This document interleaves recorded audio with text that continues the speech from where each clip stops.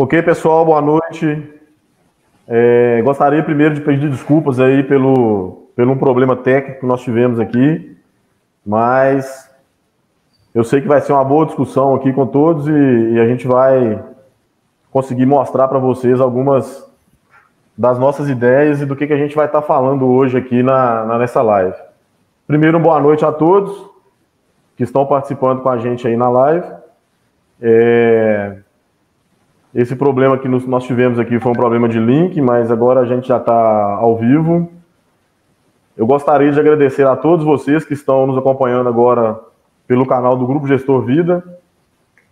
Gostaria de agradecer a todos os nossos convidados dessa noite, né, principalmente aos dois mestres que vão estar falando com a gente sobre o assunto, né, o doutor Rodrigo Dolabella e o meu amigo Eduardo. O doutor Rodrigo Dolabella também é um amigo de vários tempos aí, né, a Peran e alguns encontros que nós tivemos. Comigo hoje também estão aqui o Gilson Justo dos Reis e o doutor Ademar, do escritório Dutra e Bragança, né, um parceiro que a gente está trazendo hoje para o Grupo Gestor Vida, que a gente vai estar lançando uma ferramenta muito importante na área jurídica e de saúde e segurança para as empresas. Eu gostaria de passar a palavra para o doutor Gilson, para que ele possa estar fazendo uma breve introdução também e falando um pouco de cada convidado e sobre ele e o doutor Ademar e o escritório do Dutra e Bragança.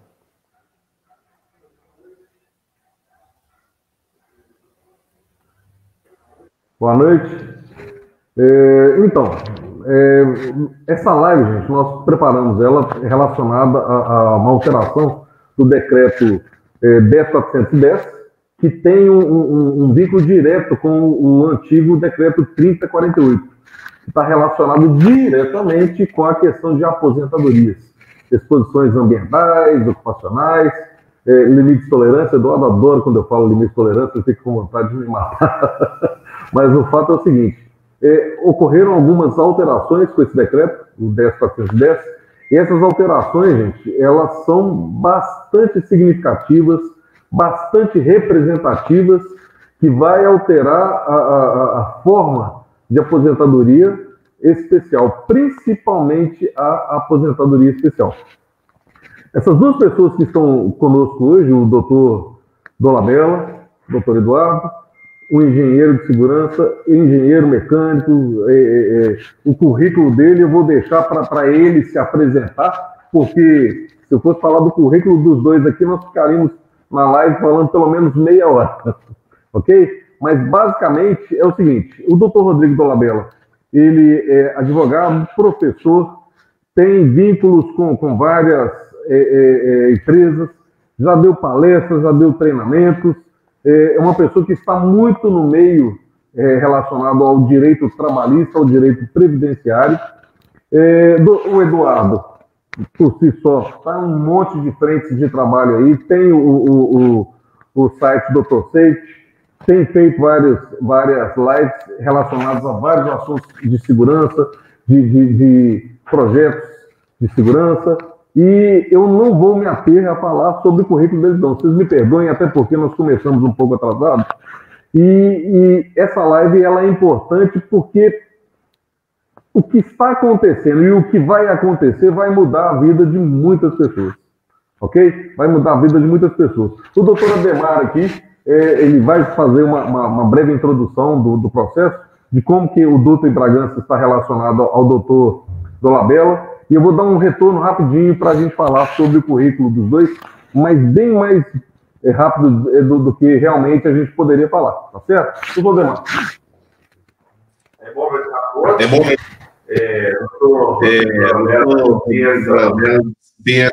Nossos elogios como profissional, também conhecido nosso e amigo de muitos anos. Doutor Eduardo, tivemos o prazer de conhecê-lo recentemente e creio que, conforme o doutor Gilson já falou, esse evento vai trazer esclarecimentos importantes principalmente a classe trabalhadora. Nós fizemos o convite a muitos trabalhadores. Com a reforma, é um momento agora crucial de alterações que vão realmente impactar na vida do trabalhador de forma significativa, e nós esperamos que com essa live a gente traga esclarecimentos a respeito do que já aconteceu com a entrada em vigor desse decreto. Gostaria de desejar aos palestrantes aí ótimos trabalhos e aí vamos tocar o barco aqui. Um abraço a todos. Tá. Então, gente, o que acontece? Sobre o currículo do Dr. Dolabella, advogado e sócio da RFD Cursos e Treinamentos, escritório integrante da Unidade de Serviços Jurídicos do Sinduscom-MG, especialista nas áreas trabalhistas e previdenciária, segurança e saúde do trabalho, instrutor de cursos, palestras e treinamentos em todo o país, professor da FIENG, da AMES-MG, da OSENG-MG, SESCOP Nacional, professor convidado do curso de pós-graduação de gestão de pessoas da FATEC, Faculdade de Tecnologia do Senai, professor convidado do Instituto Superior de Administração e Economia do Mercosul, ISAE-FGV, Fundação Getúlio Vargas, autor de vários artigos jurídicos, com destaque para a inconveniência do aviso prévio, trabalho na rescisão contratual, considerado como bibliografia selecionada do TST, Tribunal Superior do Trabalho. Eduardo Barbosa, gente, ele é engenheiro mecânico com especializações em segurança do trabalho e de processos, higiene ocupacional, ergonomia, meio ambiente e proteção radiológica. Profissional com grande experiência em empresas de grande porte na área de saúde e segurança do trabalho e de processos. Membro da extinta CNPBZ, Comissão Nacional Permanente do Benzeno, e extinta CEBZ, São Paulo, Comissão Estadual do Benzeno. Líder da implantação do sistema EHIS, SAP, e dos desenvolvimentos para o E-Social em empresa que participou do E-Social como empresa piloto.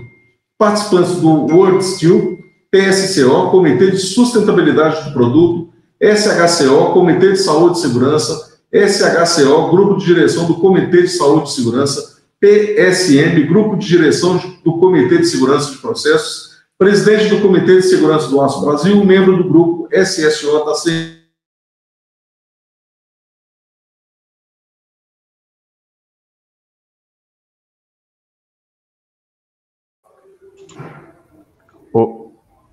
Ô Gilson.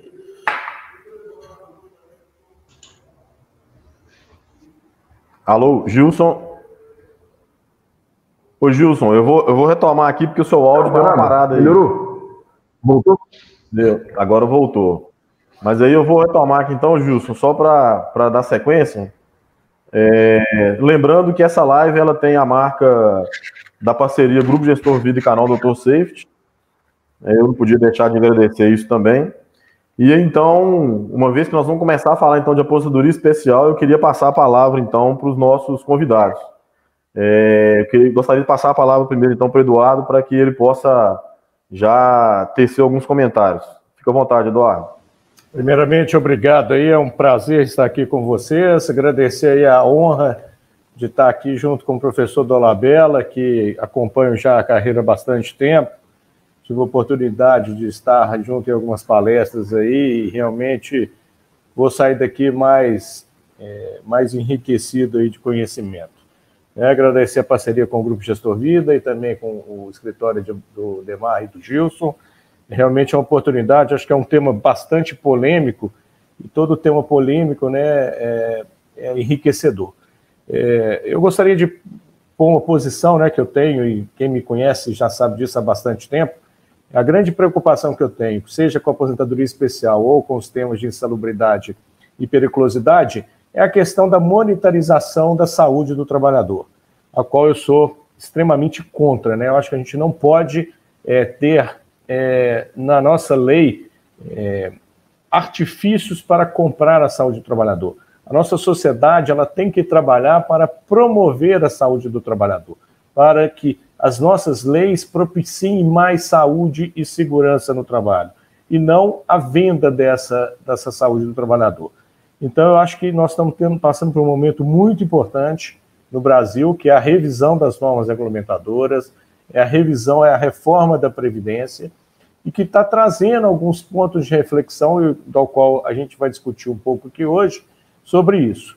E, para passar a palavra para o doutor Dolabella, o segundo ponto que eu coloco é aclamar, né, os nossos colegas prevencionistas que aqui estão nos assistindo, da nossa responsabilidade em trabalhar por um ambiente de trabalho mais salubre, mais saudável para os nossos colegas, né, para todos os brasileiros. Então, faz parte do nosso papel e eu vou poder trabalhar um pouco mais isso aqui durante a live. Então, passo para o doutor Dolabella fazer seus comentários iniciais. Somente boa noite. Gostaria de agradecer o convite do Grupo Gestor Vida e do escritório do Ademar e do Gils, que é o Dutra e Bragança. Para mim é um prazer estar aí com vocês. E um abraço especial ao Eduardo Almeida. Como ele falou, a gente já esteve junto em várias palestras, treinamentos aí na região de Ipatinga, né, e cidades próximas. Agora, dentro do que o Eduardo colocou, concordo plenamente com ele, só que o meu caso é a visão jurídica. E a visão jurídica, Eduardo, uma das coisas que eu gostaria de depois trocar uma ideia com você, você falou aí da revisão das NRs, né? Inclusive mudou o nome da NR9. Eu entendo que com essas alterações da reforma previdenciária, e agora com decreto, tinha que mudar também o nome da aposentadoria especial, porque de especial agora ela não tem nada, né? Essa aposentadoria, ela praticamente se igualou à aposentadoria por tempo de serviço. Então, as alterações são extremamente danosas aos empregados e, na minha concepção, vai gerar uma enxurrada de ações judiciais daqui para frente. Principalmente duas questões que nós vamos levantar daqui a pouco. Primeiro, a questão da idade mínima, né? E segundo, a questão da mudança no cálculo do valor do benefício, que, na minha opinião, foi uma mudança extremamente prejudicial aos trabalhadores. Então, só para nós entendermos, então, principalmente doutor Dolabella e Eduardo, para nós profissionais da área de segurança, os nossos desafios serão bem maiores agora, neste momento. E eu queria entender, e de repente as pessoas que nos acompanham também têm a mesma dúvida, quais planejamentos nós teremos que ter agora visando a condição de exposição das pessoas no ambiente de trabalho?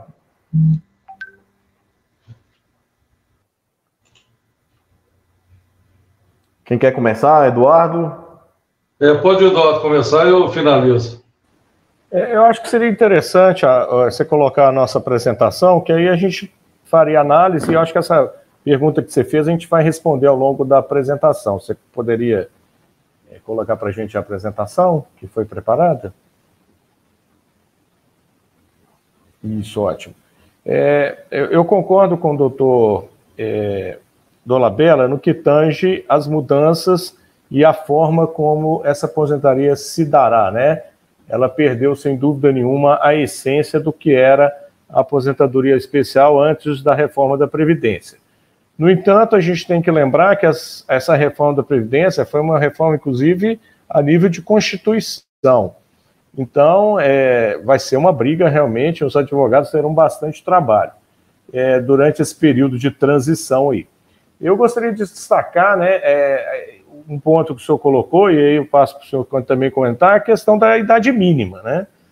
Quando a gente olhava para a legislação antes da reforma trabalhista, da reforma previdenciária, desculpe, em que a gente observava a aposentadoria especial, ela não era especial, ela era muito especial, né? Porque o trabalhador, como eu, por exemplo, começou a trabalhar aos 18 anos de idade e trabalhasse 25 anos em um local insalubre, ou seja, vendesse a minha saúde por 25 anos, aos 43 anos de idade eu me aposentaria com o salário integral, né? Com não o salário integral da pessoa, mas com benefício integral, porque vai depender do valor. Quem ganhava até 5.800, mais ou menos, salário integral. Ou seja, comparado com os demais trabalhadores, eram 10 anos a menos, né?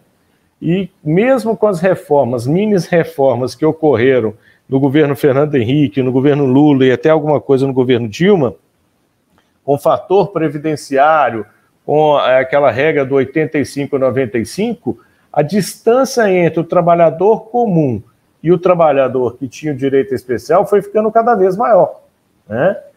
Então, aqueles 10 anos viraram, às vezes, até 20 anos quando você comparava comum com especial, porque o trabalhador comum, para atingir 100% do salário-benefício, tinha que trabalhar até 60, 62 anos, enquanto o outro aposentava com 43. Então, o que aconteceu na reforma da Previdência, com a introdução da idade mínima, é que a diferença antes, que começou com 10 anos e chegou depois a quase 20, 25, caiu para 5. Sem dúvida nenhuma, houve um aperto muito grande para especial. E aí, é o que eu falei no início, né? A sociedade tem que buscar a saúde e não a indenização pelo dano à saúde. Então, agora não existe mais vantagem nenhuma em se expor a um ambiente insalubre. Se no passado existia porque aposentava antes com salário integral, a reforma acabou com isso. Então, agora é a hora de buscar realmente uma evolução do ambiente de trabalho, de uma melhoria do ambiente de trabalho, porque não existe mais nenhuma diferença básica que faça sentido entre a aposentadoria comum e a especial. Esse é o ponto mais crítico aí da idade mínima, e aí passo para o doutor Dolabella trabalhar um pouco mais a visão jurídica da idade mínima, que eu acho que é bastante relevante. Pelo que o Eduardo colocou, o meu grande questionamento é exatamente esse, porque, a princípio, a aposentadoria especial, 15, 20, 25 anos de contribuição, por exposição a agentes nocivos químicos, físicos e biológicos. O grande questionamento que eu faço é se poderá extrapolar esses 15, 20 ou 25 anos, porque, a princípio, quando você vincula a idade mínima, são dois requisitos, a idade mínima e a exposição. Só que a exposição, pelo que eu estou entendendo, ela vai superar os 15, os 20 e os 25 anos. E a outra questão, Eduardo, que eu questiono muito, principalmente no caso da aposentadoria e aos 25 anos de contribuição, é como é que uma pessoa vai ter empregabilidade aos 60 anos, até os 60 anos. Né? Só para você ter uma noção, eu tenho um parente próximo, engenheiro de segurança do trabalho, está com 53 anos. Ele não consegue emprego, né? E normalmente vincula isso à discriminação da idade. Agora, quando você coloca a valorização da saúde, a valorização da segurança e saúde do trabalho, eu concordo plenamente. E quando você fala de vender a saúde, eu também concordo plenamente, né? Porque, a princípio, a concepção toda da legislação é exatamente nesse sentido. Agora, a sua colocação é perfeita. Hoje, a aposentadoria especial, com a reforma previdenciária e com o decreto, ela se equiparou muito próxima à questão da aposentadoria por tempo de serviço. Antes havia essa discrepância? Havia. Mas a relevância do tema é exatamente a questão da exposição ao agente nocivo e do que o Vinícius perguntou. Qual que é o papel da segurança e saúde do trabalho nesse momento? Porque eu, como advogado, tenho batido forte no sentido da valorização da área de segurança. Você, dentro do seu currículo, o Gilson estava falando do E-Social. O E-Social, a área de segurança está praticamente minguando, né? Nós começamos aí com vários arquivos, agora na versão 1.0 beta, que foi recentemente publicada pelo governo, agora são só 3 arquivos, né? Isso daí para a área de segurança é muito ruim. O governo tem que valorizar a área de segurança, tem que valorizar o SESMIT, né? E eu não estou vendo isso nos últimos tempos.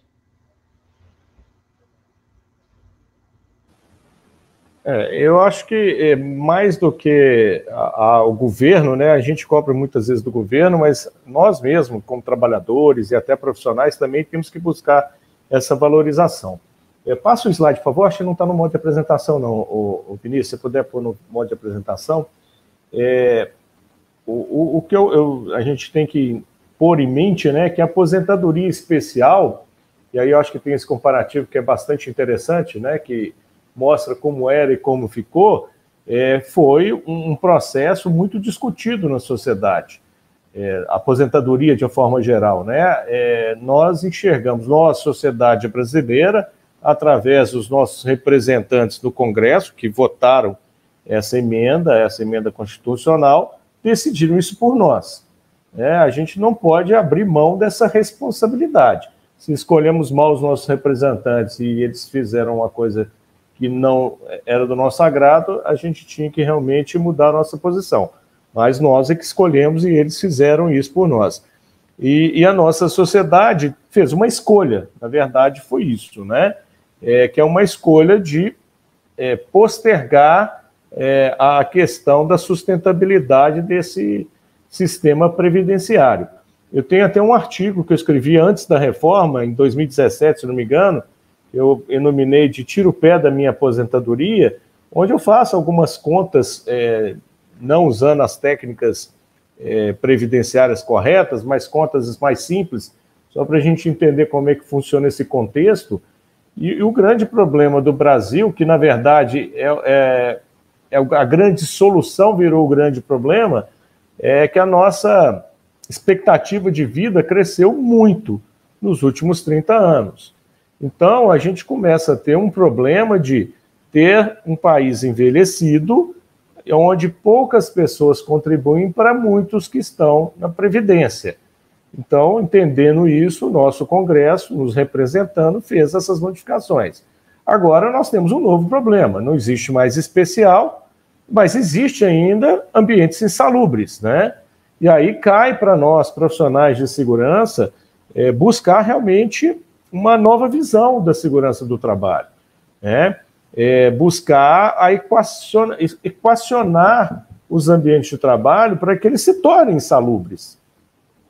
Eu estou nesse mercado há pelo menos 25 anos e uma das maiores barreiras para isso acontecer eram exatamente essas questões de aposentadoria especial e insalubridade, que muitas vezes, quando você achava a solução, tornava o ambiente salubre, o primeiro a resistir à mudança e a não aceitar e contestar era o trabalhador, porque ele sentia prejudicado na hora que ele via que a saúde dele estava sendo preservada, ele ia perder 20% do salário mínimo de renda. Então, a gente tem ainda essa mania de querer resolver um problema criando outro. Então, a gente não pode resolver um problema de renda, de má remuneração, aceitando que trabalhar num ambiente insalubre. Então, nós precisamos resolver isso, né? Ou seja, melhorar os ambientes de trabalho, melhorar as condições de trabalho, acreditar que as técnicas de prevenção e as medidas de controle, que funcionam no mundo inteiro, só não são válidas no Brasil, né? O protetor ocular, ele é eficaz em qualquer país do planeta Terra, exceto no Brasil, onde ele é ineficaz para a aposentadoria especial, aí depois, se for agente cancerígeno, vale no mundo inteiro, mas no Brasil é ineficaz, não vale EPC, não vale EPI. Então, é essa mudança de cabeça que a gente precisa ter, porque na hora que eu defino, por lei, por decreto, ou por uma medida, uma súmula do STF, que uma medida de proteção que funciona no mundo inteiro, que está prevista na legislação brasileira, é ineficaz por definição e não por técnica, que é o que é mais grave, eu tiro, inclusive, do trabalhador o direito da evolução desse ambiente de trabalho. Porque que empresário insano vai investir em proteção, sendo que todo mundo fala que ela é ineficaz, sendo que ela não tem efeito nenhum, nem para evitar o dano, né, na teoria, na presunção legal, nem para evitar o custo que ele está tendo adicional, sendo que ele paga 2 vezes. Então, acho que é essa grande reflexão que a gente tem que ter. A reforma está aí, não tem como voltar atrás, né? Teria que fazer outra PEC e voltar atrás. O que eu, sinceramente, acho que nós precisamos evoluir para uma visão mais prevencionista. Vamos realmente melhorar os ambientes de trabalho, num trabalho bastante honesto dos profissionais de segurança, de saber definir bem uma medida de proteção coletiva e individual, de saber verificar sua eficácia, e aí sim, né, fazer valer essa mudança. Essa, pelo menos, deveria ser o que eu penso, a visão técnica. Concordo que na visão jurídica tem muitos outros pontos de vista e questão de proteção do direito, né, que eu não sei se faz sentido. Mas aí eu até gostaria, doutor Dolabella, que o senhor falasse um pouco desse período de transição, quais são as inseguranças jurídicas que esse momento trará, tanto para o trabalhador quanto para as empresas. Eu acho que é essa mudança da regra aí. Na verdade, o momento de transição, nós vamos ter que ter dois casos, né? O primeiro, aqueles que já estavam dentro aí do trabalho nocivo à saúde, que vai ter aquela questão da pontuação, né? Para saber se você vai ter direito ou não à aposentadoria especial. Inclusive, dentro dessa pontuação, é uma pontuação diferente para 15 anos de exposição, 20 anos e 25 anos. Então, no caso, 15 anos seriam 66 pontos, 20 anos seriam 76 pontos e 25 anos seriam 86 pontos. Essa soma seria a soma da idade mais o tempo de contribuição e, logicamente, o tempo de exposição a esses agentes. Agora, dentro aqui da nossa apresentação, nós temos aí do lado esquerdo a aposentadoria especial antes da aprovação. Como já foi dito, dependia do tempo de contribuição, 25, 20 ou 15 anos de contribuição. E agora a necessidade da idade mínima. Então, se forem 25 anos de atividade especial, 60 anos de idade, 20 anos de atividade especial, 58 anos de idade, e 15 anos de atividade especial, 55 anos de idade.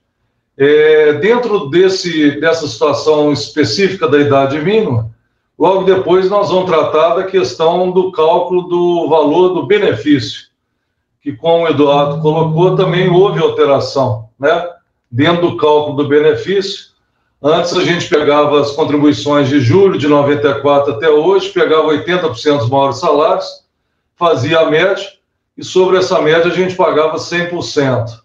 Agora vai ser diferente, nós vamos pegar de julho de 94 até hoje, vai fazer a média sobre todas as contribuições, e sobre o que encontrar, vai começar com uma base de 60%, né?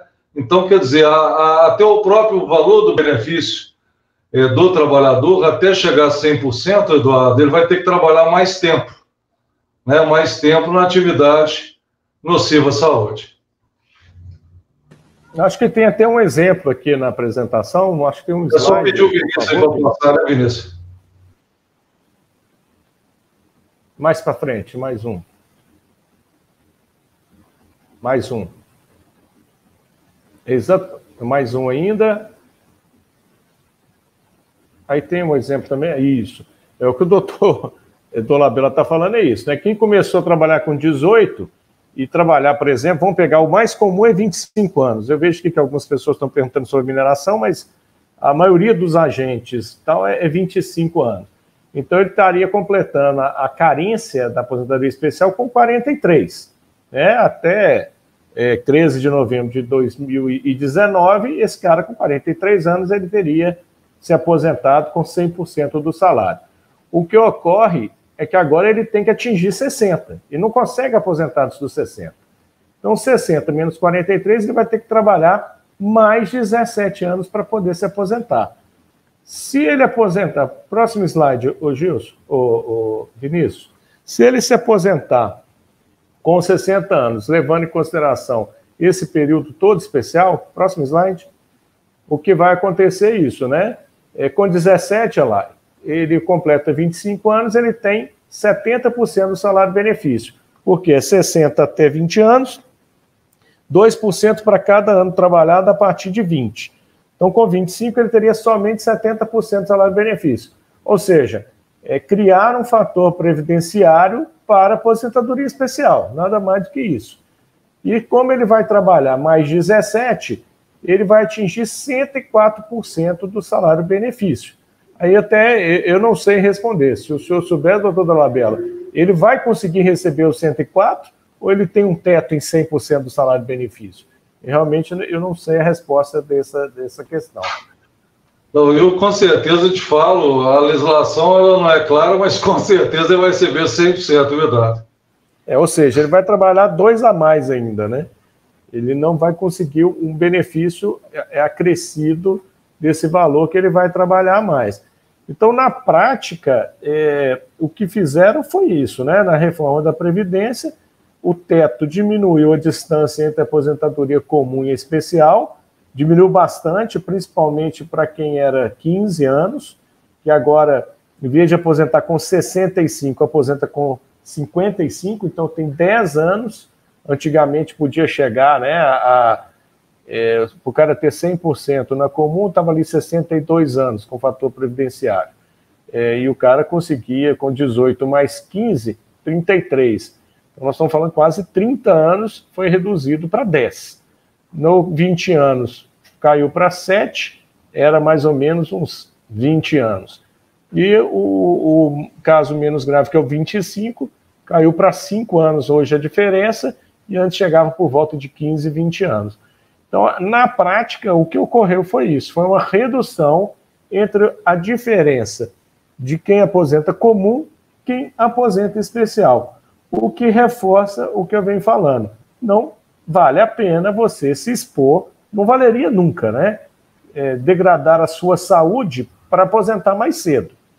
Não tem graça nenhuma trocar 10 anos de vida o Eduardo. Agora menos ainda. O Eduardo e Dolabella. A Ana Carolina Fernandes, inclusive, ela pergunta aqui, ela comentou primeiro, depois ela faz uma pergunta. Ela comentou que o impacto é ainda maior para trabalhadores da mineração subterrânea. Né? 15 anos de exposição é a idade mínima de 55 anos, em contrapartida. E aí ela pergunta, doutor Dolabella, se você poderia comentar essa incoerência. Na verdade, Vinícius, o que acontece? Existe uma legislação que fala sobre a aposentadoria especial.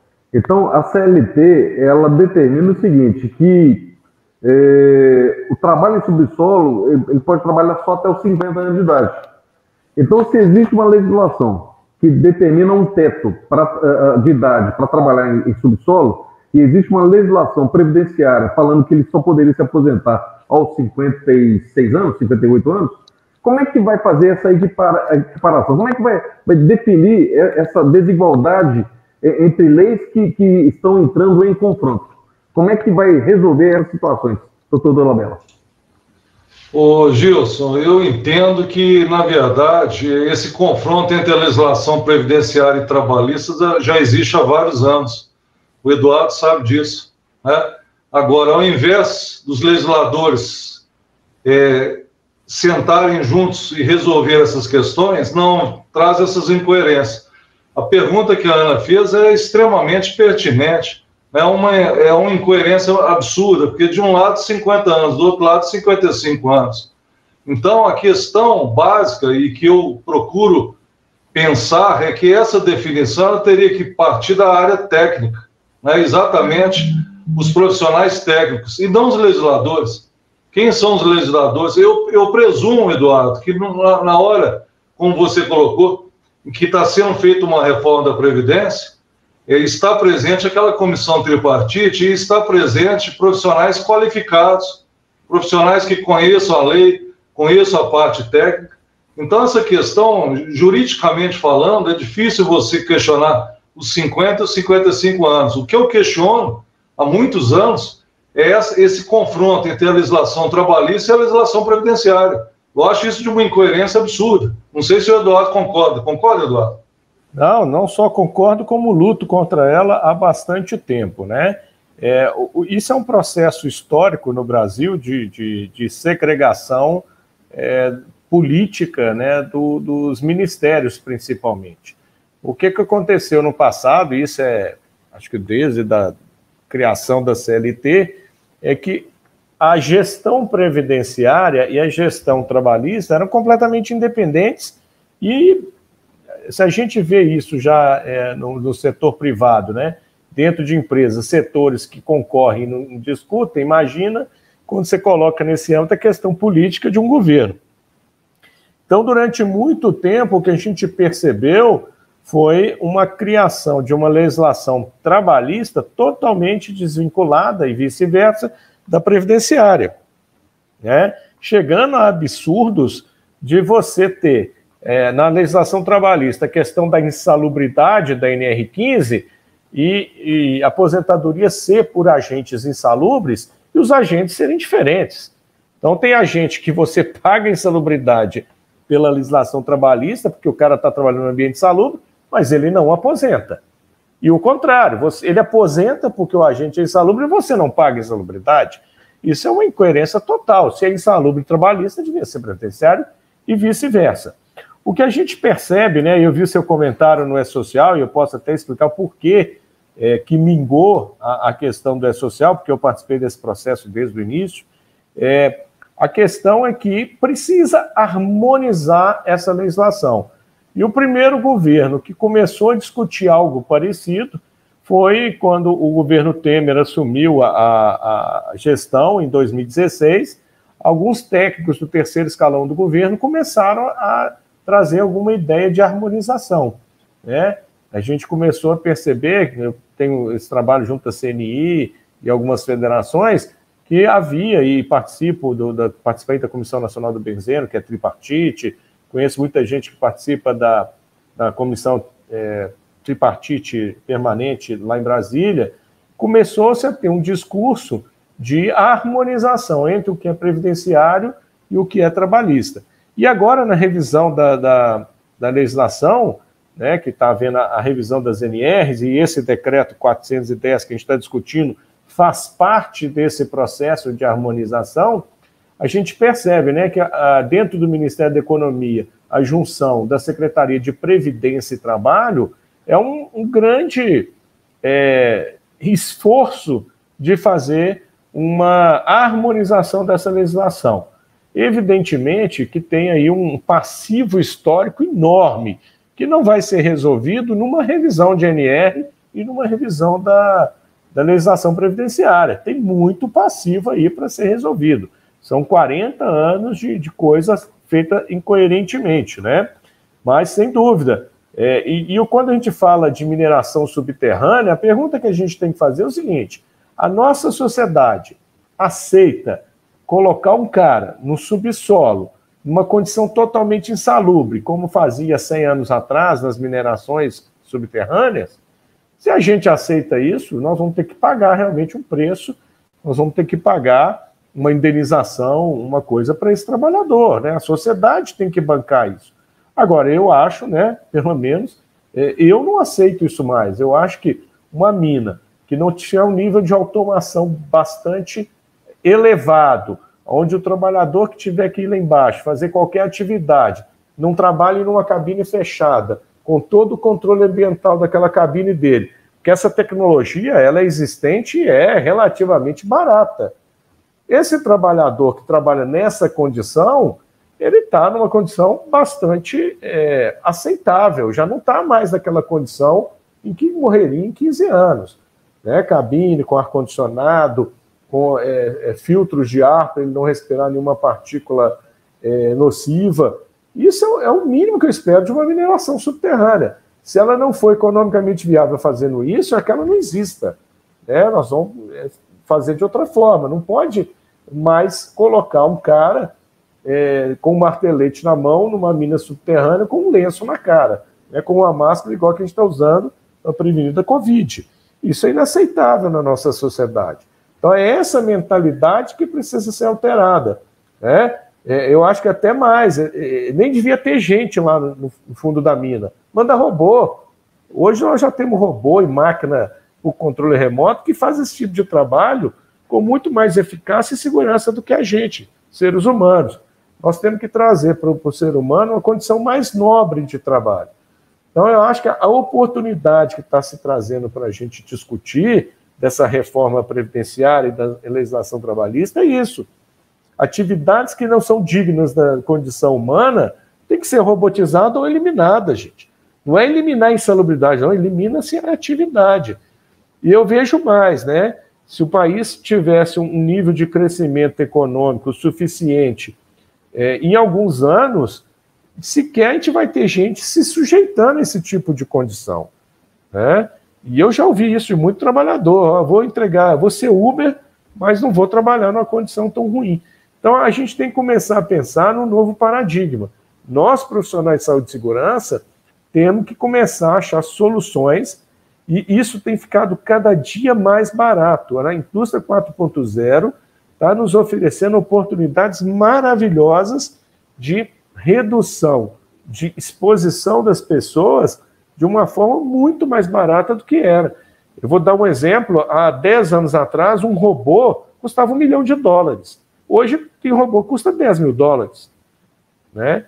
Então, a gente tem que começar a pensar com uma cabeça diferente, né? A era do profissional de segurança distribuir EPI acabou. Nós temos que começar a pensar em criar ambientes de trabalho bem mais seguros. Trabalho em mina subterrânea o mais automatizado possível. Se não dá para ser assim, que não tenha mina subterrânea, então. A nossa sociedade vai ter que escolher esse caminho. Pelo menos assim que eu enxergo. Eu não enxergo um filho meu trabalhando na mina subterrânea como era antigamente. Ô Eduardo, até tem um comentário aqui do Ednilson Batista, né, que ele menciona que a grande questão, muitas das vezes, é que os riscos não são bem reconhecidos, né, no ambiente de trabalho. E aí são enxergados riscos aonde ele não existe. Ele deu o exemplo aqui do fator de risco do ruído.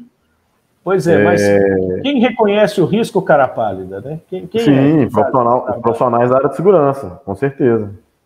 Então, nós estamos Vinícius, mas aí eu volto um questionamento ao doutor Rodrigo Dolabella. Imaginemos o seguinte, que nós ainda não estamos numa situação como, pelo menos ao meu entender, como o doutor Eduardo comentou. Nós não corremos riscos com essa alteração do decreto em relação a postergar a aposentadoria especial, entre aspas, né, de esses empregados expostos realmente a condições nocivas, eles não se aposentarem, mas eles se afastarem, eles se aposentarem por invalidez? Será que isso, se a gente realmente falar de agentes nocivos, tempo de exposição e idade, nós não corremos o risco de termos a aposentadoria precoce, mas aposentadoria por doenças? Ô Gilson, eu posso até acrescentar na sua pergunta aqui, com duas perguntas, que a gente está aqui com dois participantes, com o Marcelo e com a Elbani. Eles perguntam o seguinte, doutor Dolabella e Eduardo: como que fica esse impacto, então, para os trabalhadores que estão no limite da aposentadoria, com essa mudança da lei? Né? Quem faltava, por exemplo, 2, 3 anos para aposentar, como fica? Né? O Marcelo fez essa pergunta, direito adquirido. E a Elbani também, ela pergunta como que fica essas regras agora para essas questões de transição. Primeiro, respondendo à dúvida do Gilson, eu torço, Gilson, para que o pessoal da segurança esteja dentro dessa colocação que o Eduardo acabou de fazer. Agora, lógico, a gente sabe que existem algumas situações no país, e eu até estava comentando com vocês essa semana, eu dou muitos treinamentos para pequenas empresas, médias empresas e as grandes empresas. E a gente não tem como comparar a realidade da grande empresa com a pequena e a média empresa, né? Porque, igual, por exemplo, eu dou um treinamento, Eduardo, básico, que é como preencher o PPP, né? O PPP é o formulário exatamente de requerimento da aposentadoria especial. E só para dar um exemplo bem simples para vocês, lá no PPP vai ter um campo que vai pedir o código de ocorrência da GFIP, que é exatamente aquele código onde vai ter aquele recolhimento a maior, no caso de aposentadoria aos 25, aos 20 e aos 15 anos, né? O que acontece? Tem alguns contadores que eles mal sabem que código é esse, né? E eles ainda me ligam e me perguntam: como é que eu vou descobrir qual que é esse código? Por quê? Porque a pequena empresa, ela não tem a questão aí do SESMIT, ela tem uma clínica terceirizada, a situação é extremamente precária. Eu me preocupo mais com essas condições. Agora, o Eduardo, que tem uma vivência com as grandes empresas, querendo ou não sei se ele vai concordar comigo, a realidade é outra, né? A realidade é outra.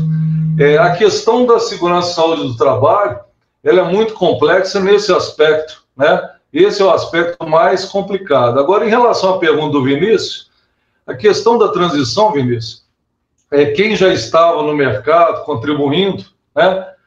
A primeira dica é o seguinte, é procurar um profissional qualificado.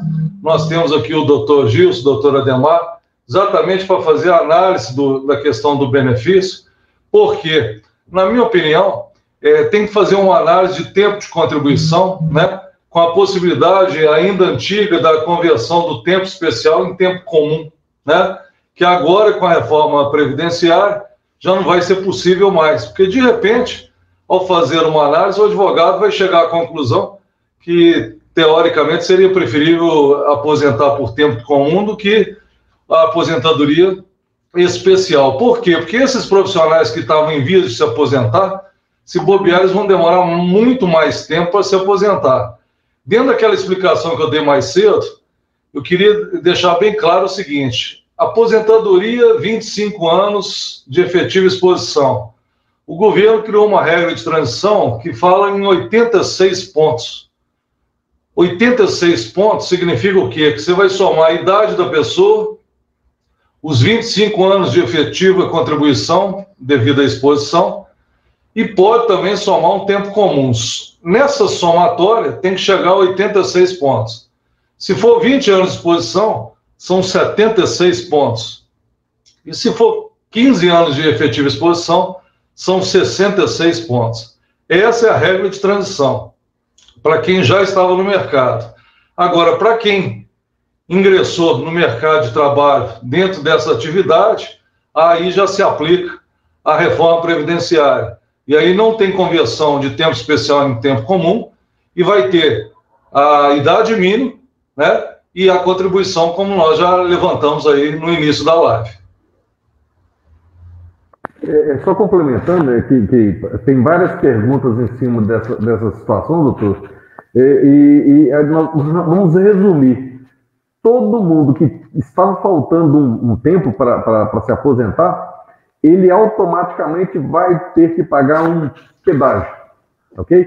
Esse pedágio ele vai compensar em relação a mais tempo de trabalho para se aproximar do valor que ele teria direito, ok? Ou seja, o empregado tem 24 anos de área insalubre, mudou a legislação em 2017. Ele vai conseguir esse mais um ano para aposentar insalubre? Não, um ano não. Ele vai ter que pagar um pedágio, e esse pedágio vai ser desenvolvido em anos. 2 anos, 3 anos, 4 anos, cada caso é um caso. Não tem jeito da gente afirmar uma situação específica aqui. Mas, basicamente, doutor, é o que o doutor Dolabella comentou realmente. Tem um período de transição que vai ter que fazer essa regrazinha de pontuação entre idade, tempo de exposição e outras variáveis para se encontrar um valor, ok? Mas ninguém que não conseguiu aposentar com esse direito adquirido de 25 anos vai se aposentar com os 25 anos a partir de agora mais um ano. Vai ter que ter um pedágiozinho aí para compensar essa situação, tá certo? O grande problema é a diferença entre a idade de se aposentar, a mínima, que também, quando a gente fala sobre aposentadoria especial, você tem uma idade mínima, e a diferença entre tempo trabalhado, tempo insalubre, o que falta, e é isso que a gente chama de pedágio, que tem um cálculozinho que cada caso tem que ser calculado, ok? Doutor Eduardo, eu gostaria que o senhor complementasse a questão que o doutor Dolabella comentou, voltando naquele questionamento. O ideal, sabemos, é que a área de segurança, ela realmente preze pela proteção dos empregados, que os empregados realmente procurem situações salubres, é o desejado, mas existe um delay entre a situação que o país realmente vive e o que a gente realmente deseja. Como é que o senhor vê essa situação dessa diferença? O que poderia ser feito a curto, médio e longo prazo, talvez? Às vezes eu acho que a gente sonha com um país e vive em outro, né? A gente cria a sociedade, nós fazemos parte dela, cada um de nós somos os atores dela, mas a gente acha que o país deveria ser diferente, sendo que ele é o reflexo do que nós fazemos. Então, eu concordo, sem dúvida nenhuma. Quando a gente olha para as grandes empresas, e por que as grandes empresas são um pouco melhores do que o resto? Porque são só as grandes empresas que são fiscalizadas. É muito raro uma pequena empresa ser fiscalizada. Então, a grande empresa sofre uma pressão grande da fiscalização para cumprir as leis. E se a gente olhar a legislação trabalhista brasileira, deve ser a mais complexa do mundo de se cumprir, reflexo da nossa sociedade que gosta de resolver um problema criando 25 novos problemas para se resolver, né? Então, o que eu penso com relação a isso, aí depois eu vou fazer um comentário adicional em relação ao E-Social que o doutor Dolabella comentou, é exatamente isso, Gilson. Nós precisamos entender que nós, brasileiros, precisamos criar a sociedade que nós queremos viver, todos nós. Não adianta eu culpar o governo que ele não faz isso, ou não culpar fulano porque ele não faz isso, porque nós, enquanto compramos produto chinês e queremos ter emprego no Brasil, não estamos criando emprego no Brasil. Nós, enquanto oferecemos para o nosso empregado um péssimo ambiente de trabalho e queremos que o nosso patrão nos ofereça o melhor ambiente de trabalho, não faz sentido. Então, nós temos que começar a trabalhar a consciência coletiva, né, melhorando. E aí tem um papel que é fundamental, que eu não vejo ele sendo exercido pelas instituições representativas, como Senai, CNI, Senac, que deveriam ter um papel de ensinar as pequenas empresas, ensinar as pequenas indústrias. E isso a gente vê fora do Brasil, né? É lógico que nos países desenvolvidos, mais do que nos países subdesenvolvidos. Mas nós temos que escolher, nós queremos ser subdesenvolvido ou desenvolvido. Os países desenvolvidos, e aí vocês têm vários exemplos, toda legislação, eles criam guidelines, né, ou seja, guias orientativos para as pequenas empresas. Né? Como que a pequena empresa vai se adequar à legislação. Isso é fundamental, é levar orientação ao pequeno. Então, a CNI, com o SESI, Senai, a CNC, CNA, e com seus sistemas S, tinha que ter a função primordial de criar guidelines, orientação, formas dos pequenos, dos menores, conseguirem cumprir as melhores práticas de mercado. Né? Eu sempre fui um defensor, e quem me conhece há mais tempo sabe disso, que é muito melhor fazer prevenção do que cumprir legislação. Tem legislação aí, NRs, que são completamente burras, que não geram prevenção. Por outro lado, tem práticas excelentes no mercado que geram muito mais prevenção e que não estão previstas na lei.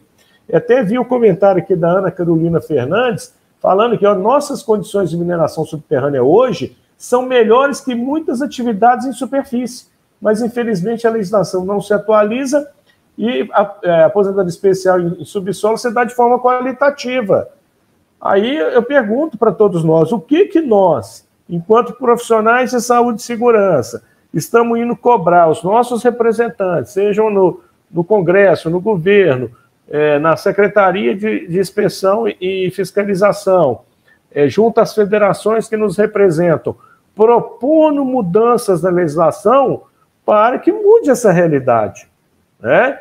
Eu falo isso com muita tranquilidade, porque eu tive oportunidades, e agradeço a Deus por tê-las tido, de poder influenciar esse tipo de coisa e ver que funciona. O E-Social é um grande exemplo, né? Viu o doutor Dolabella falando que o E-Social foi reduzido a 3 planilhas.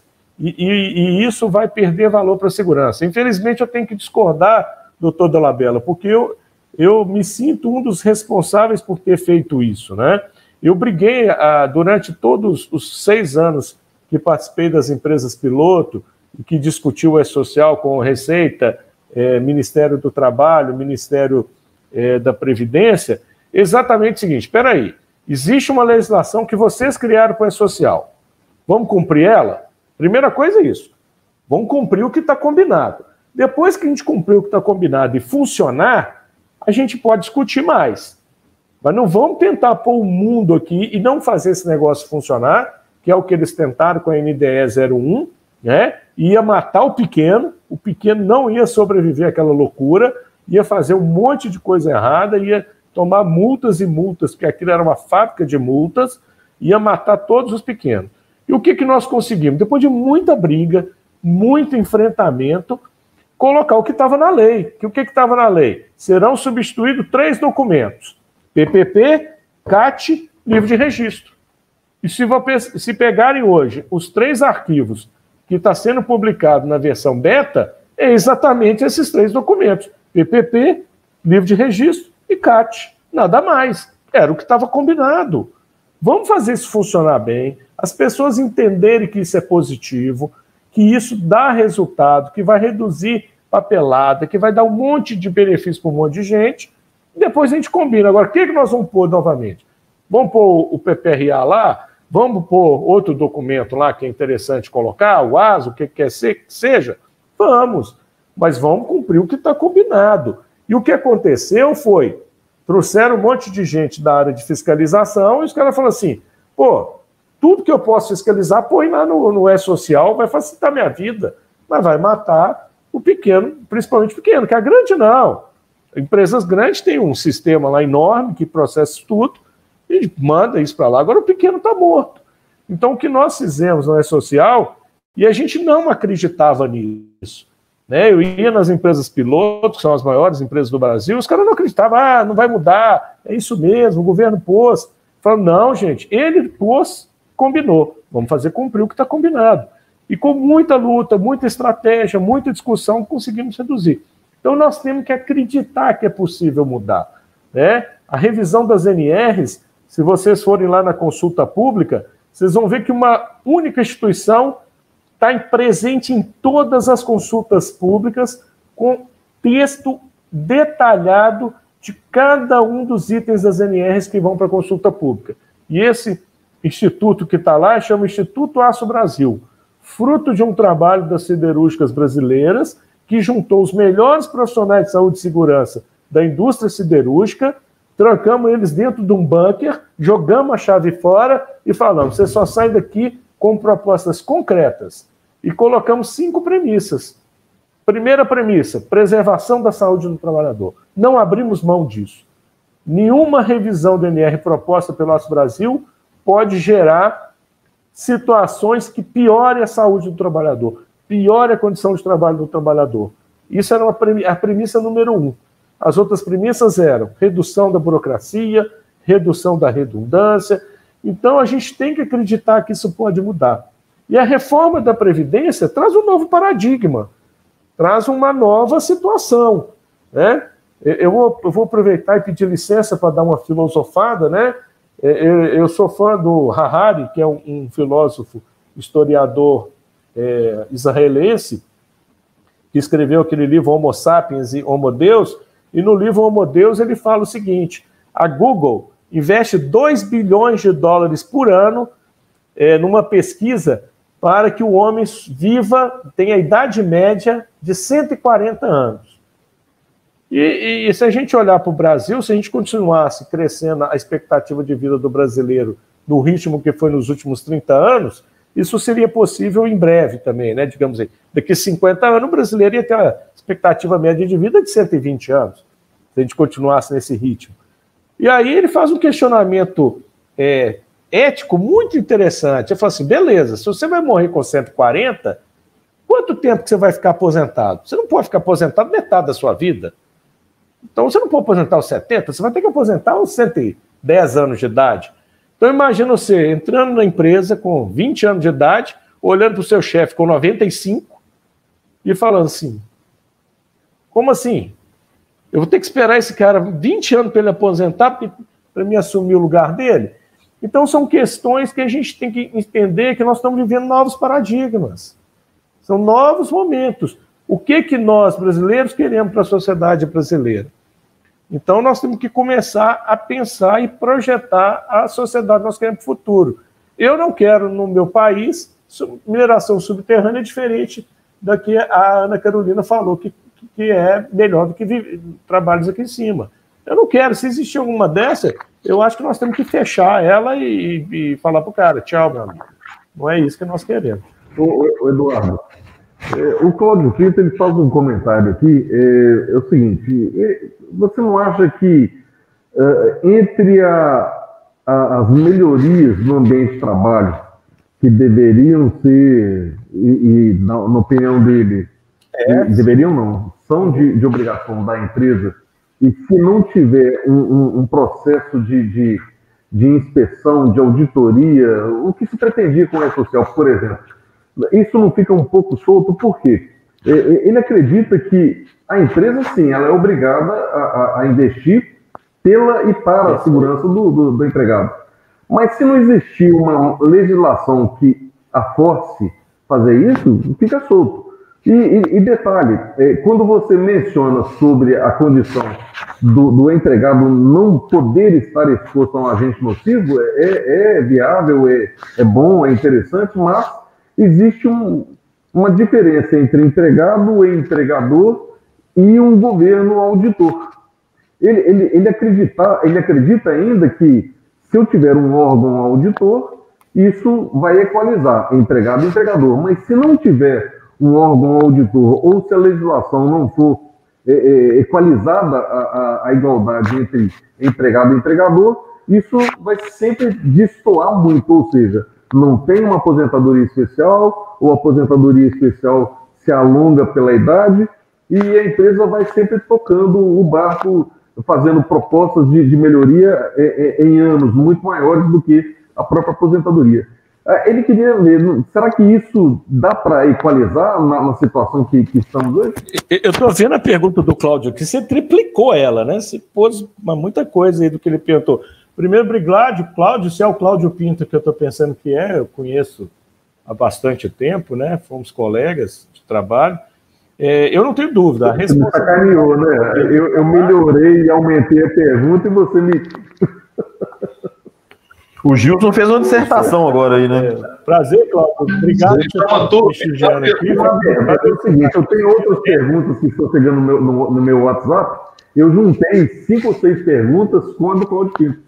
Okay? Tá, beleza. Então, vou ficar quieto aí, deixa eu tentar responder o Cláudio. Ô, Cláudio, sem dúvida, a responsabilidade do ambiente de trabalho é da empresa e nunca vai deixar de ser. Isso está claro em todas as legislações e funciona assim no mundo inteiro, não só no Brasil, mas no mundo inteiro.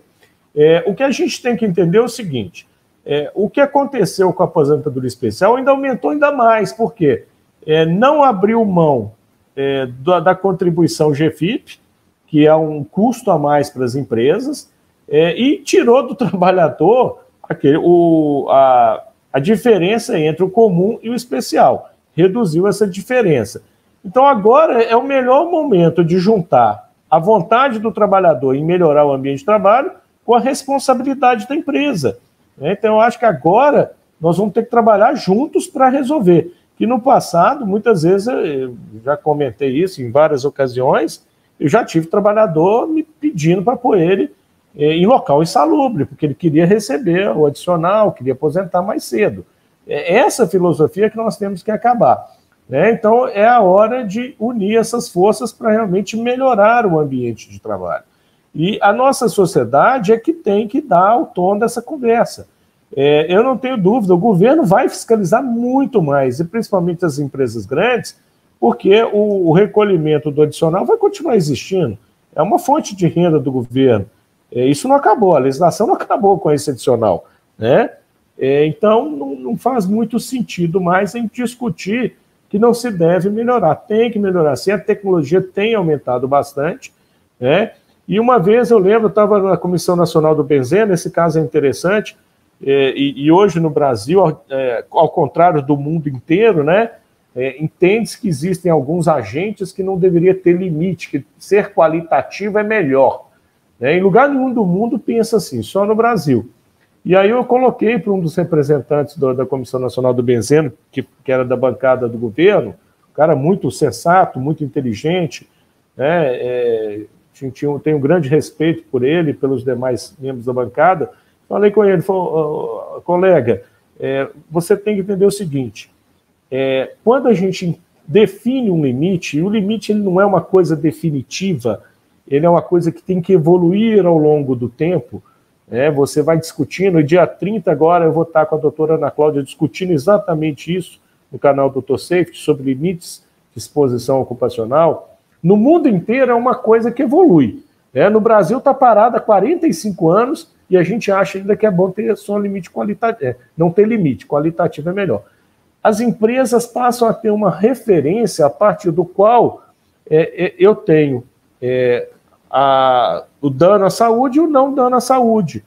E aí eu tenho um objetivo a alcançar. Porque quando é qualitativo, e aí, desculpe meus colegas profissionais, existe o mito da simples presença, tem um agente é insalubre. Não é assim que deve funcionar, o decreto, inclusive, ele esclarece isso, que a gente tem que avaliar a nocividade, não simplesmente a presença no ambiente. Eu perco, e porque é qualitativo, porque é mais subjetivo, eu perco a oportunidade de evoluir o ambiente de trabalho. No mundo inteiro, e tem um trabalho aí que vai ser publicado em breve no Brasil sobre isso, como definir bons limites de tolerância, como que o mundo inteiro faz isso, e não é um processo simples, é um processo bastante complexo, a gente tem que avaliar que, quando eu defino o limite e passo a ter essa meta, as empresas vão buscar aquilo. Na hora que a maioria das empresas atingir essa meta, você vai lá, discute novamente e baixa esse limite um pouco mais. Você vai gradativamente evoluindo o processo do ambiente de trabalho. Agora, quando é qualitativo, qual que é a referência? Tudo é insalubre. Nenhum EPI resolve o problema. Nenhuma medida de controle coletivo individual resolve. Para que eu vou investir? Para que eu vou melhorar o ambiente de trabalho? Eu não consigo melhorar. Por mais que eu faça, que eu invista, vai ser sempre ruim.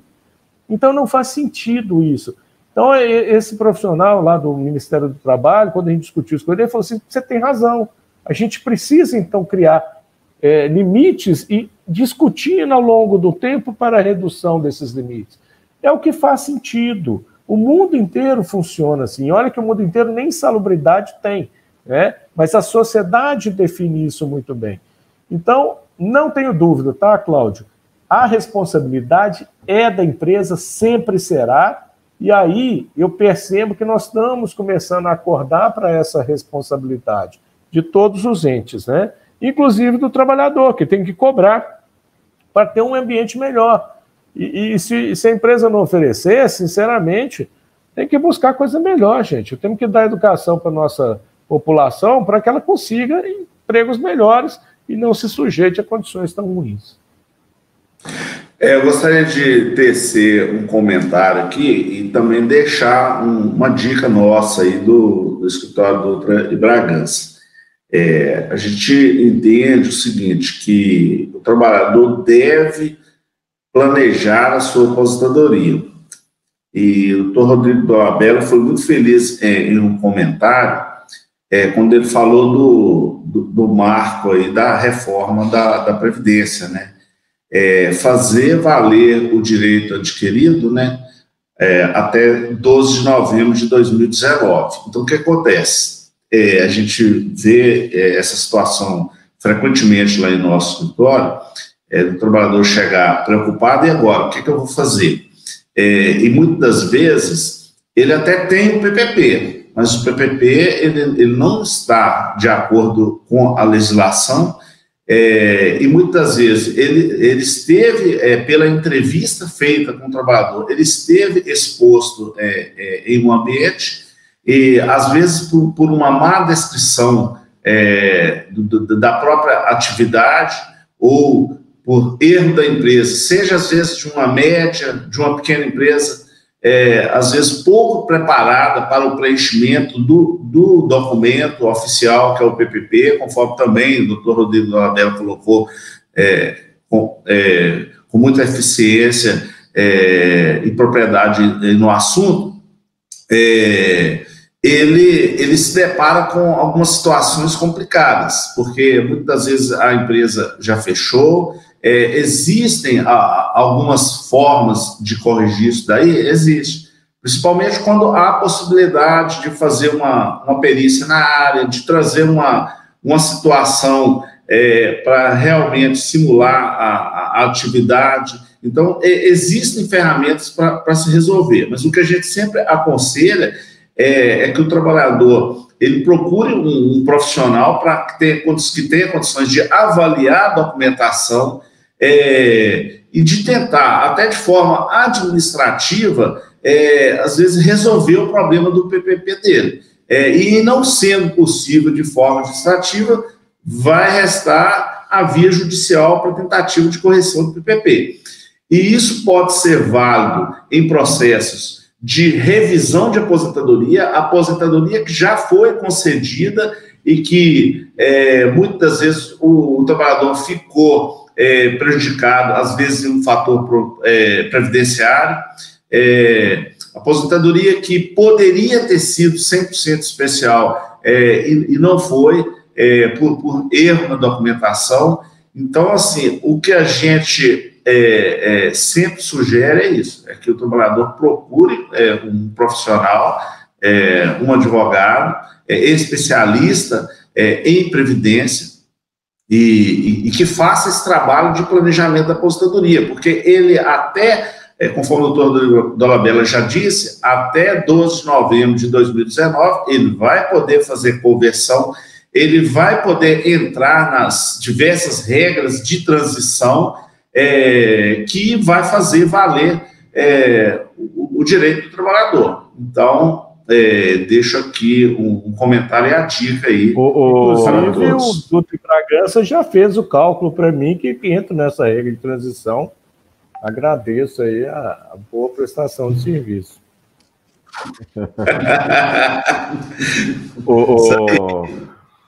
Eduardo, eu vou puxar um pouco para o lado técnico, até pelo comentário do nosso amigo Nereu aqui agora.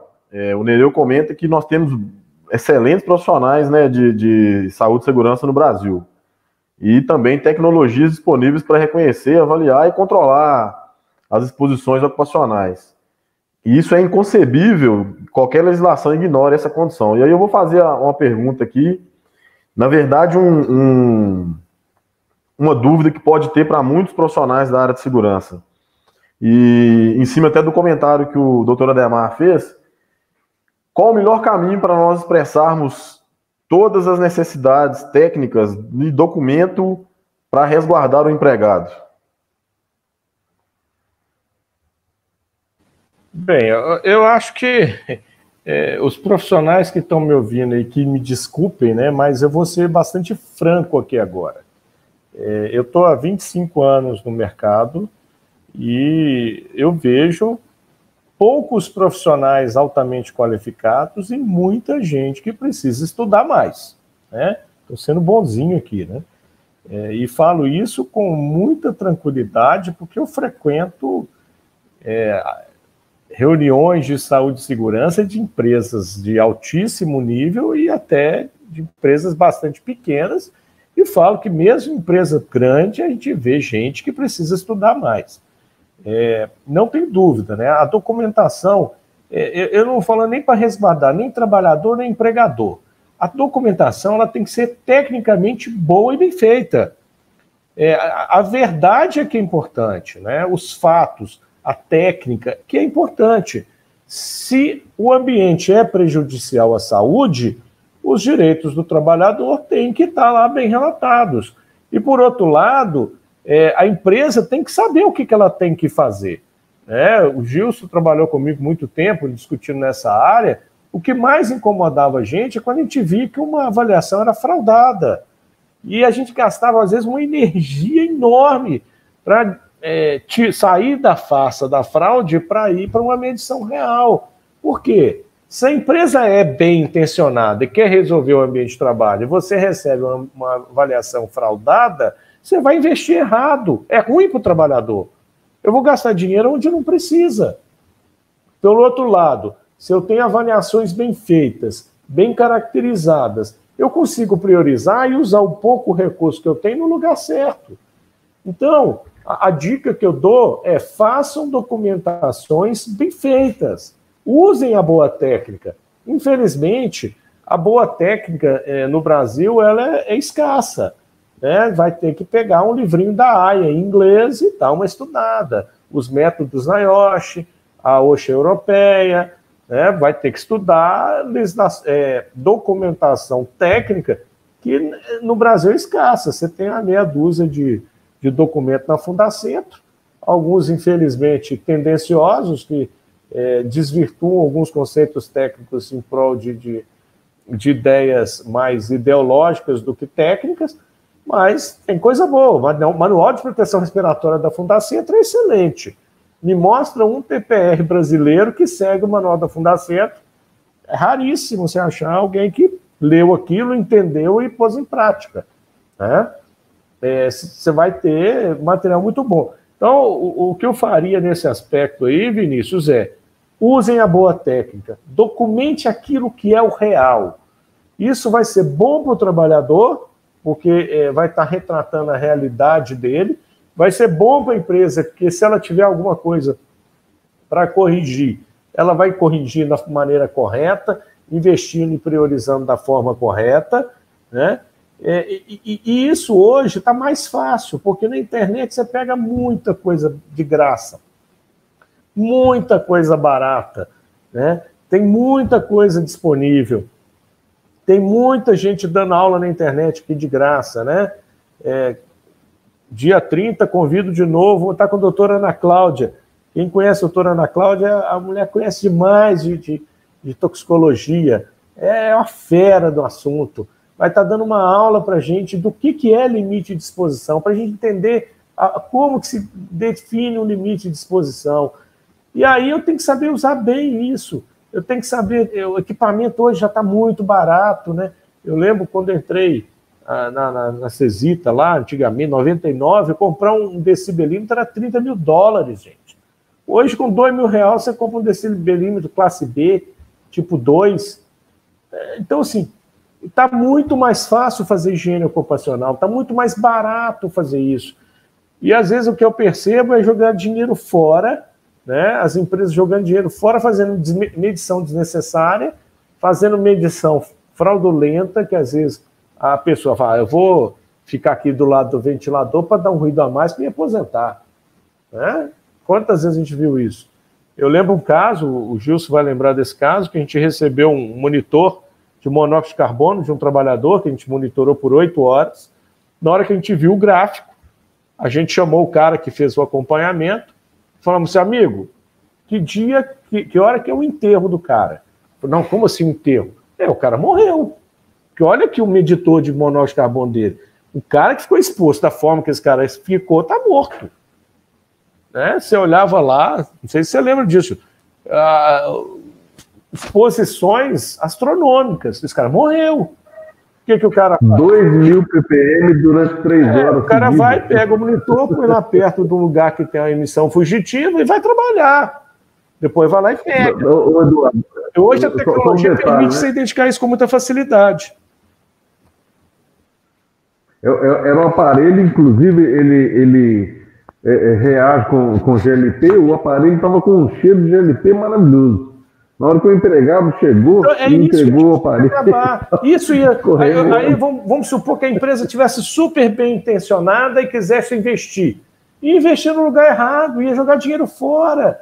O trabalhador ia perder. É isso que a gente tem que começar a entender. Há pouco tempo atrás, quando eu ainda era gerente geral de segurança, eu joguei um desafio para a minha equipe de falar assim, gente, vamos fazer a coisa certa, vamos identificar a origem do ruído e vamos fazer cabine.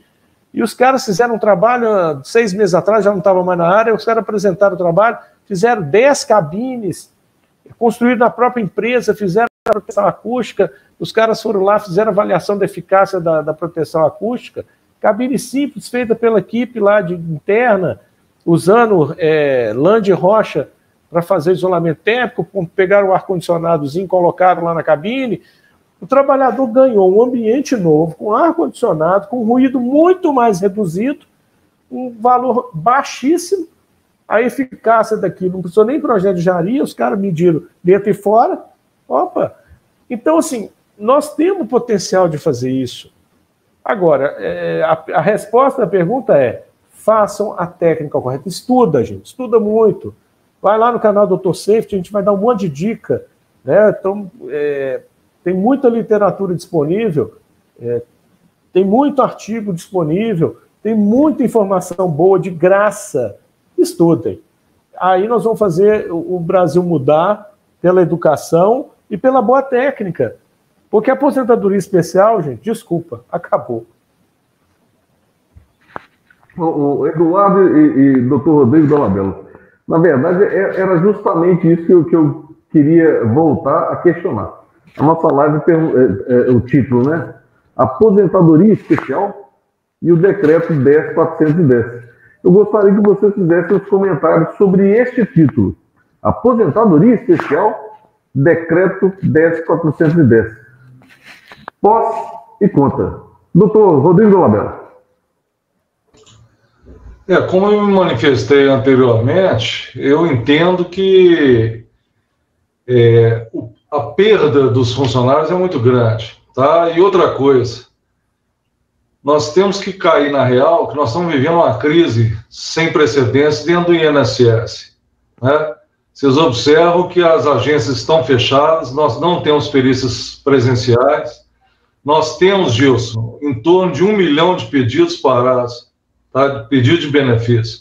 Não sei se vocês lembram, a memória é curta, antes do início da pandemia, o presidente chegou a ventilar a situação de convocar os militares para dar um suporte às agências do INSS para análise de benefício. Então, quer dizer, chega a ser até surreal a gente estar discutindo aqui a reforma da Previdência, o decreto. Esse decreto, para você ter uma ideia da grandiosidade dele, Gilson, ele muda 1.111 itens do decreto 3.048 de 1999. Se você pegar esse decreto, ele tem mais de 135 páginas, né? Então, é uma situação que, na minha área, que é a área jurídica, infelizmente, eu vejo esse lado negativo, sabe? Porque não adianta a gente construir o decreto, construir a lei, e, na prática, não existia a condição do acesso ao benefício, né? E outra coisa, Gilson, que poucas empresas estão parando para pensar, é que aquela contribuição adicional dos 6%, 9% ou 12%, que é o código de ocorrência da GFIP, a empresa está correndo o risco de pagar essa contribuição e esse empregado ele não vai aposentar, né? E ainda mais, Gilson, ele não vai poder, inclusive, converter o tempo especial em tempo comum, com aquele acréscimo. Então, quer dizer, essa questão jurídica é que eu levanto. E em relação, só queria tocar no assunto com o Eduardo, a minha crítica à questão do E-Social, Eduardo, é porque eu ministro muito treinamento para clínicas de medicina e segurança e saúde do trabalho, e quem mais foi afetado com as recentes alterações foi o pessoal da área de ergonomia, né? Porque, de acordo com a legislação, a partir do momento em que o E-Social se tornar digital, há a previsão legal, inclusive no decreto menciona isso novamente, de que serão incluídos os riscos ergonômicos, mecânicos, psicossociais e de acidente, né?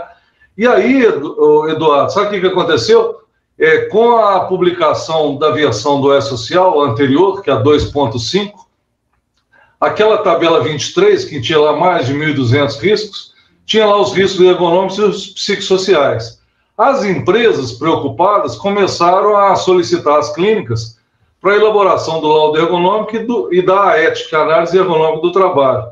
De repente, com a mudança de versão, com a mudança da tabela, as clínicas me procuraram num desespero danado, porque todos os clientes cancelando os contratos, né? Então, a minha crítica é exatamente isso. Para pensar, Eduardo, a área de segurança, os arquivos da segurança entrariam em vigor a partir agora de 8 de setembro desse ano para o Grupo 1, né? E o governo já avisou que vai ser prorrogado. Eu te pergunto, quantas vezes foram prorrogados esses arquivos, né? E aí, isso causa, na minha concepção, na cabeça do empresário, um descrédito, né? E ele, a cada adiamento, ele segura o investimento na área de segurança, que eu sou contrário a isso. Eu não falo que a área de segurança gera custo para a empresa. A área de segurança é um investimento.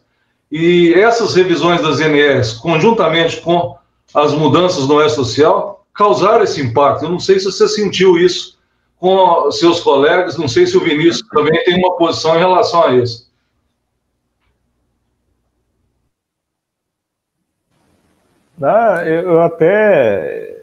entendo essa posição, e meus amigos que têm empresas de software também estão tudo querendo me matar. Quando eu vou atravessar a rua, eu olho para os dois lados para ver se não tem nenhum cara de empresa de software.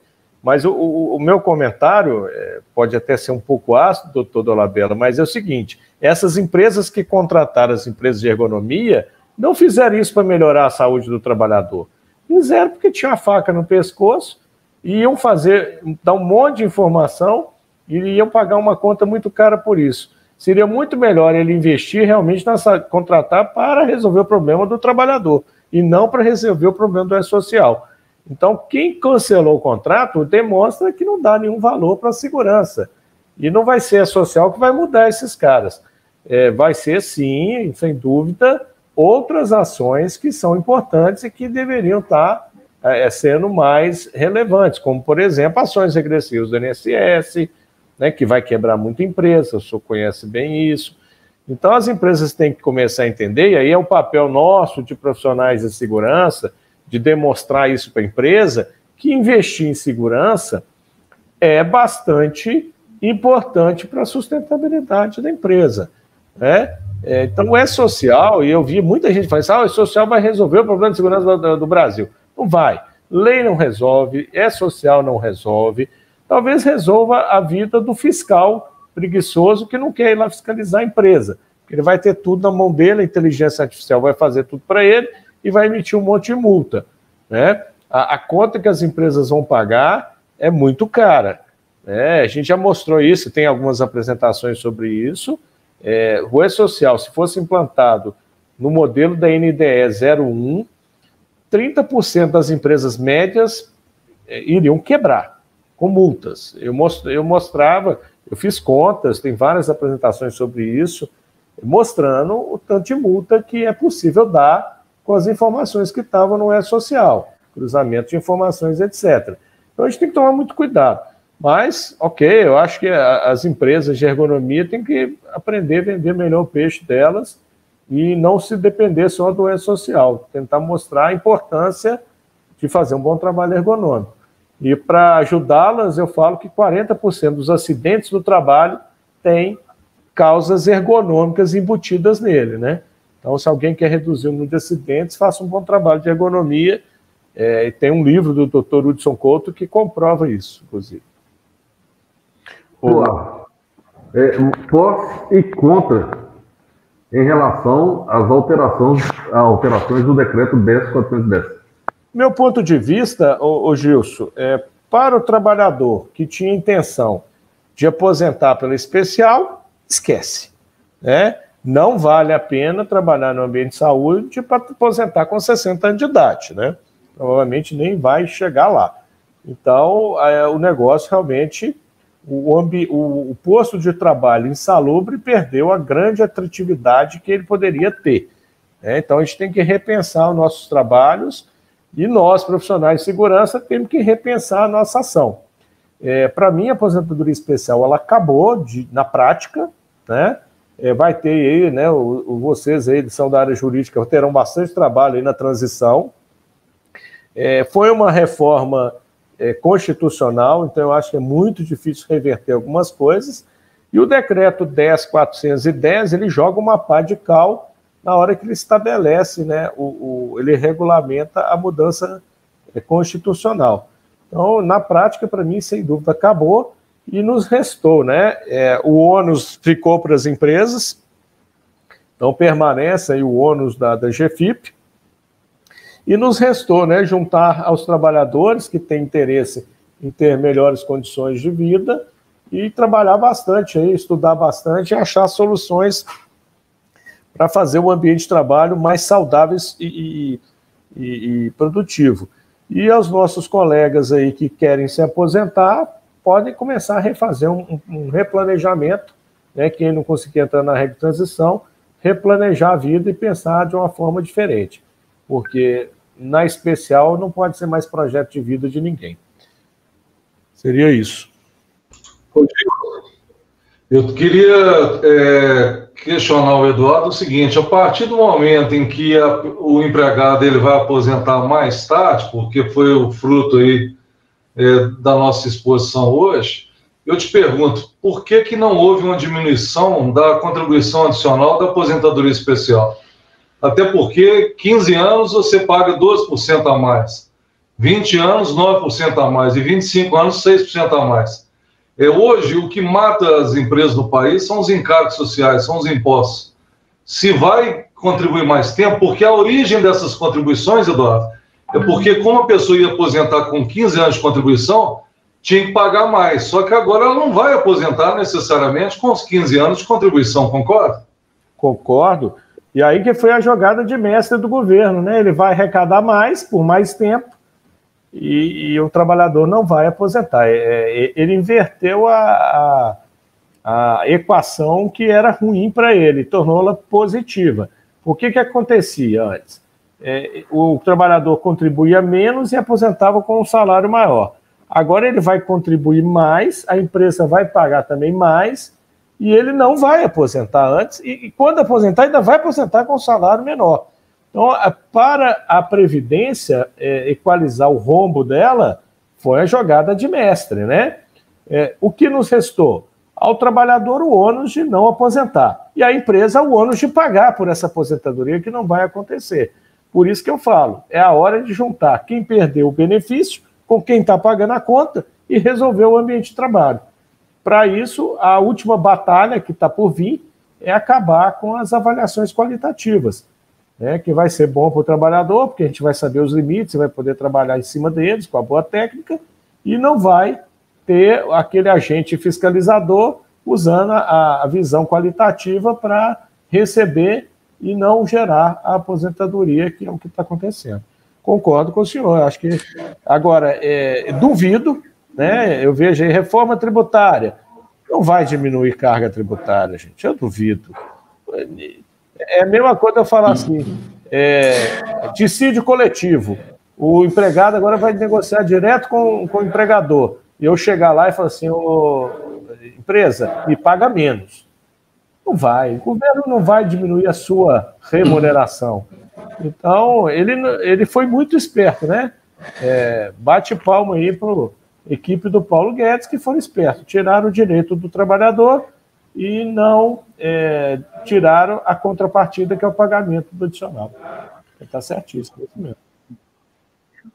Eduardo, você está falando de fonte de custeio aí, eu acho que as empresas que não recolhem o GFIP e que judicialmente o empregado ele tem conseguido aposentar, porque ele prova que realmente ele está num ambiente que merece a aposentadoria especial, isso a gente está falando das regras até 12 de novembro de 2019, elas devem tomar muito cuidado com essa questão da ação regressiva, porque essa conta, mais cedo ou mais tarde, ela vai chegar na empresa, porque o Estado, ele fala com muita propriedade que tem que ter fonte de custeio, né, para custear a aposentadoria. O doutor Rodrigo Dolabella levantou uma questão aí muito interessante, se agora não vai ser possível aposentar nas regras dos 15, 20 e 25 anos, por que então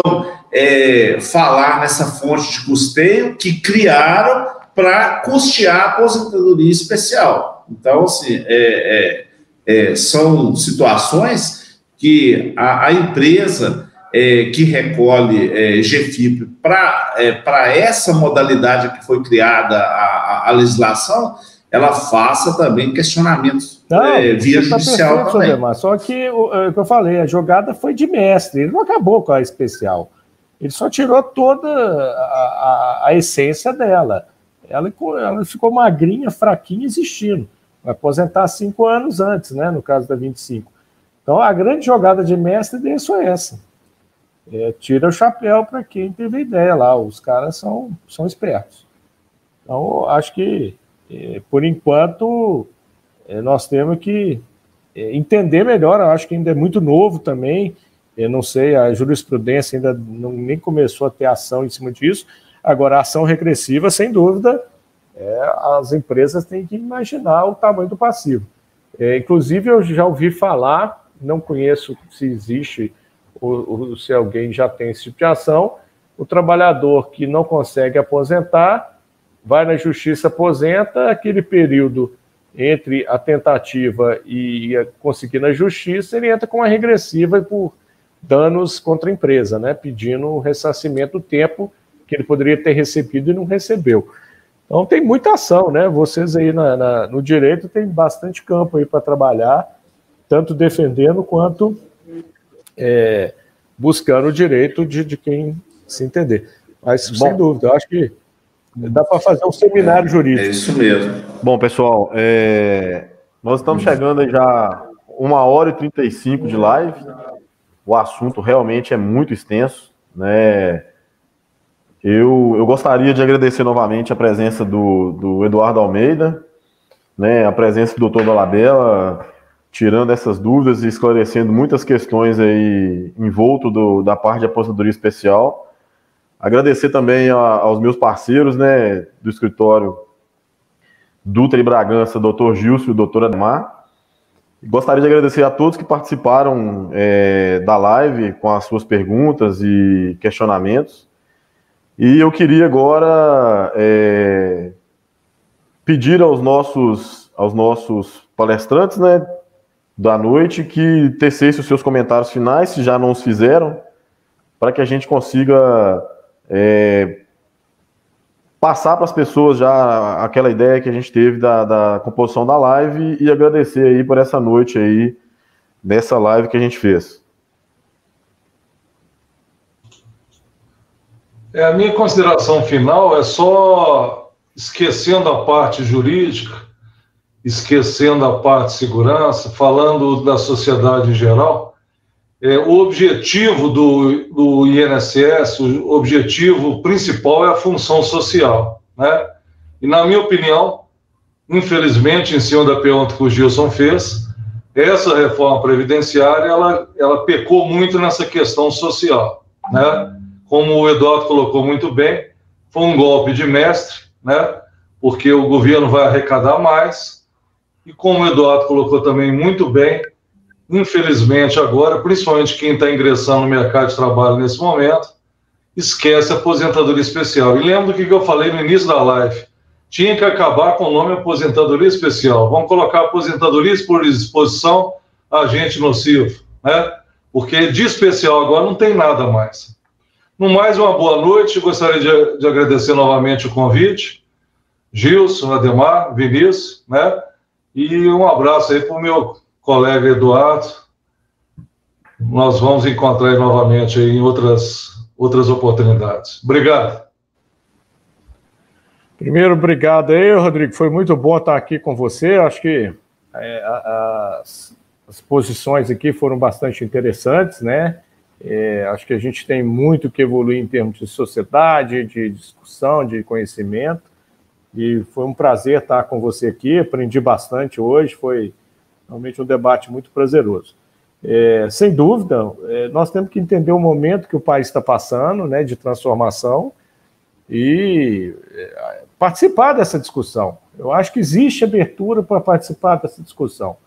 Nós temos que buscar esses canais e realmente querer participar, ir nas consultas públicas, pressionar os nossos representantes, seja nas bancadas tripartites, seja no Congresso Federal, no Senado, realmente cobrar, né? A eleição está chegando, os caras têm que eles são nossos funcionários, né? Eles têm que fazer aquilo que a nossa sociedade quer.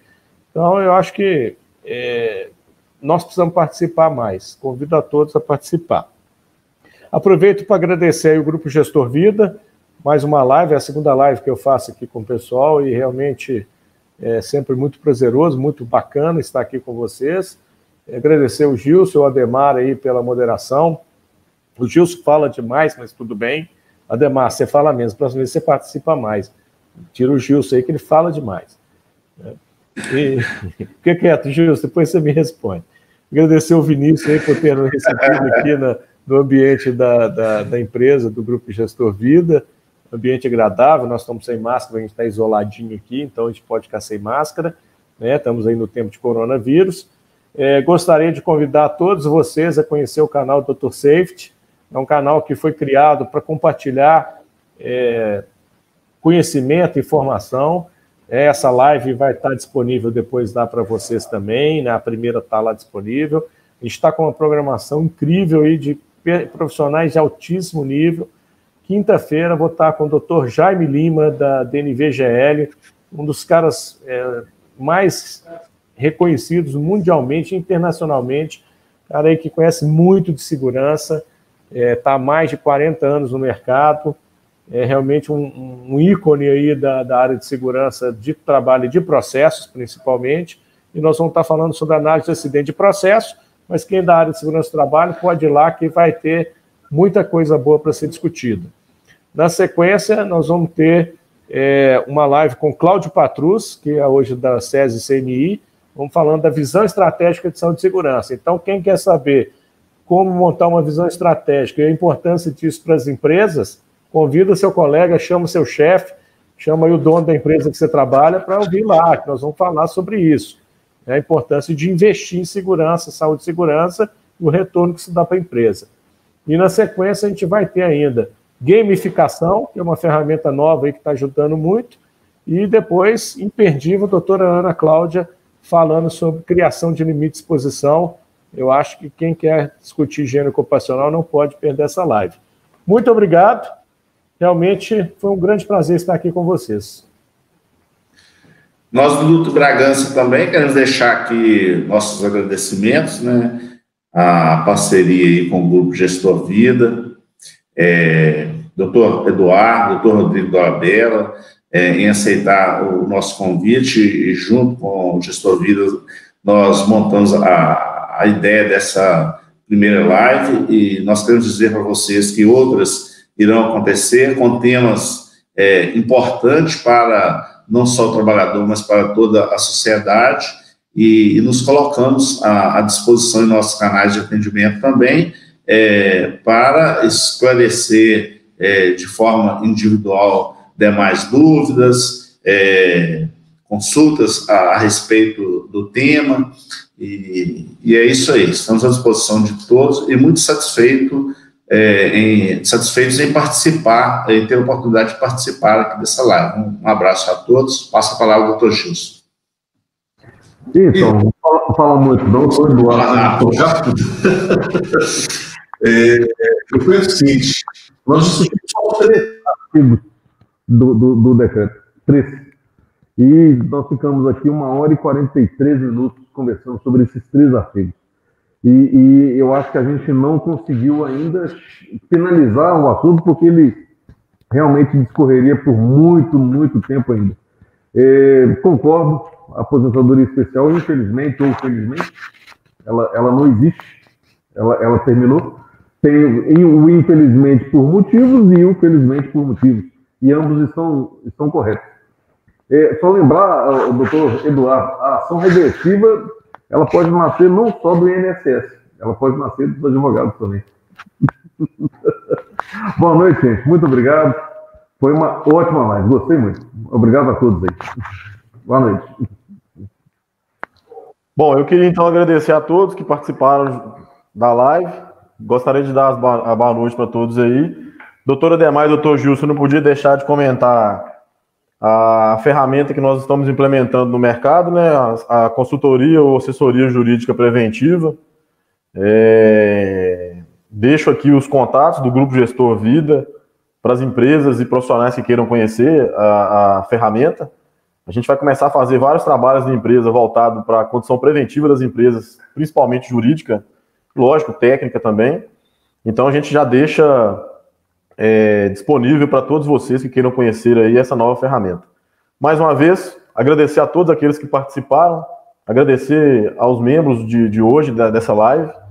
A gente já está com a previsão no início de setembro com a nova live, com outra live, falando um pouco sobre ergonomia, até um pouco do comentário que o doutor Dolabella mencionou, e aí a gente vai estar divulgando em breve essa nova live. Obrigado a todos aí, uma boa noite.